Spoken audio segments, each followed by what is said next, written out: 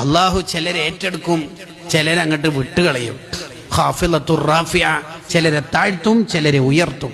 ഈ ആയത്തിന്റെ തഫ്സീറിൽ കാണാം, അള്ളാഹു ഒരാൾക്ക് ഇസ്സത്ത് കൊടുക്കാൻ ഉദ്ദേശിച്ചാൽ അയാൾക്ക് അള്ളാഹു തഹജ്ജുദ് നിസ്കാരത്തിന്റെ തൗഫീഖ് കൊടുക്കും.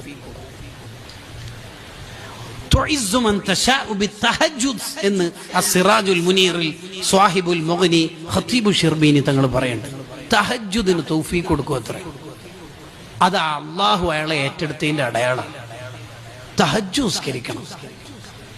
എന്തായാലും നമ്മൾ സുബ്ഹിന് ഉണരാറുണ്ട്, കുറച്ച് നേരത്തെ ഉണരുക, നേരത്തെ ഉണരും, എന്നിട്ട് തഹജ്ജുദ് നിസ്കരിക്കണം. തഹജ്ജുദ് പതിവാക്കാൻ കഴിയാത്തതിന്റെ കാരണം ഇമാം ഷഅറാനി റളിയല്ലാഹു അൻഹു പറയുന്നുണ്ട്, തഹജ്ജുദ് തുടങ്ങുന്നുണ്ട് പക്ഷെ പതിവാക്കാൻ കഴിയുന്നില്ല. അതിന്റെ കാരണം മഹാനവറുകൾ പറയാ, എന്നെ പുകഴ്ത്തണം, ഞാൻ അത്യാവശ്യം കുഴപ്പമില്ല എന്ന് ഒരാൾക്ക്